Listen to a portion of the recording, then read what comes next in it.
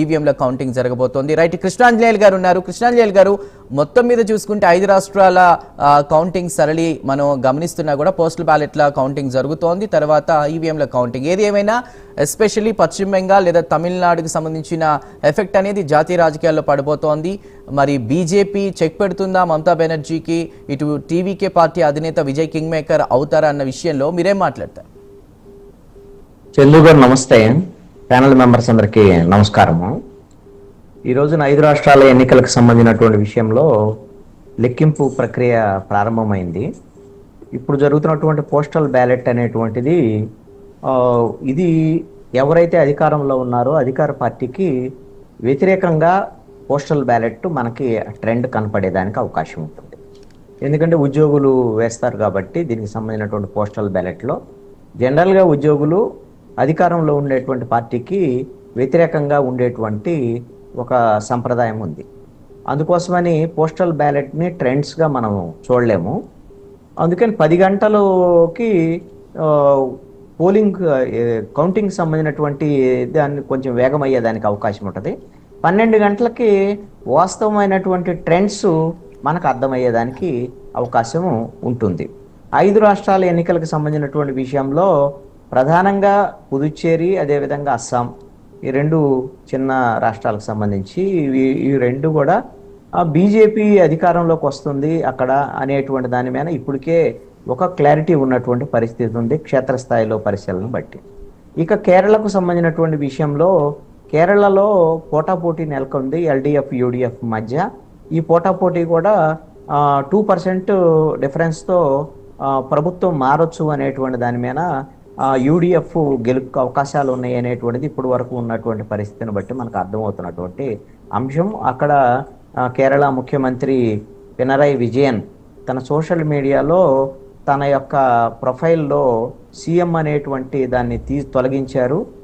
దాని మీద CPM polit bureau సభ్యులు పినరయ్ విజయన్ అని పెట్టుకోవటం అనేది జరిగింది. అది దాన్ని బట్టే ఒక సంకేతము.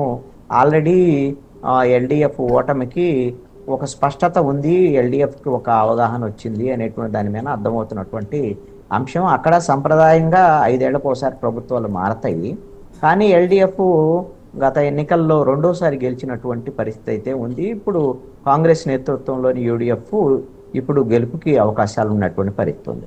ఇక తమిళనాడు, పశ్చిమ బెంగాల్ ఎన్నికల వైపే దేశ ప్రజలందరూ కూడా చూస్తున్నారు.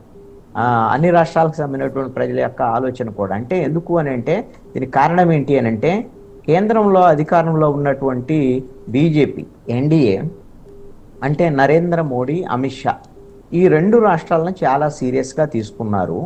ఖచ్చితంగా వాళ్ళు అంటే బహుశా నరేంద్ర మోడీ ప్రధానమంత్రిగా ఇప్పుడు 3వసారి ఆయన ప్రధానమంత్రి అయ్యారు.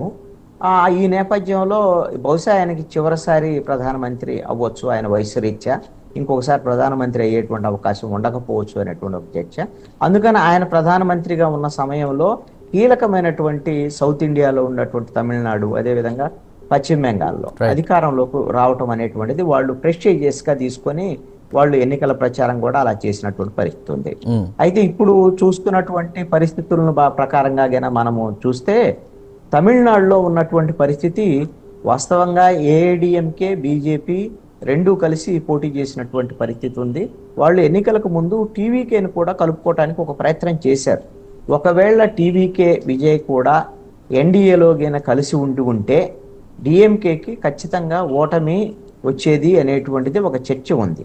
అలాంటి సాధ్యం కాలేదు. ఎన్డీఏలోకి టీవీకే విజయ్ రాలేదు. వాళ్ళు ఐడియాలజికల్ రైవలిటీ అనేటువంటిది బీజేపీతో తనకు ఉంది అని విజయ్ ప్రకటించడం అనేటువంటిది బీజేపీకి ఒక గొడ్డలి పెట్టు లాంటి అంశంగా ఉంది. అందుకని ఇప్పుడు విజయ్ అక్కడ ఓట్లు చీల్చేటువంటి విషయంలో కీలక భూమిక పోషిస్తున్నటువంటి పరిస్థితి ఉంది టీవీకే.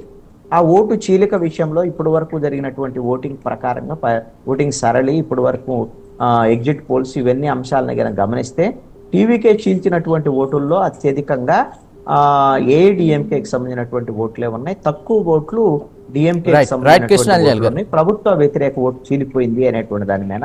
అందుకని డిఎంకేకి విజయ అవకాశాలు ఎక్కువ ఉన్నాయి అనేటువంటి ఒక స్పష్టత ఉంది. ఎన్డీఏ ప్రభావం ఎలాగో అక్కడ తమిళనాడులో ఉండదు, బీజేపీ ప్రభావం ఉండదు. ఏఐడిఎంకే జయలలిత చనిపోయిన తర్వాత ఒక బలమైనటువంటి నాయకత్వం అనేటువంటిది ఏఐడిఎంకేకి లేకపోవటం, అందుకని కొంతమంది నాయకులు ఏఐడిఎంకే నుంచి టీవీకేలో చేరటం, ఇలాంటి ప్రభావాల వల్ల కొంత నష్టం జరిగినటువంటి పరిస్థితి రైట్ మాట్లాడదాం. రైట్, ప్రస్తుతం మనకి బీజేపీ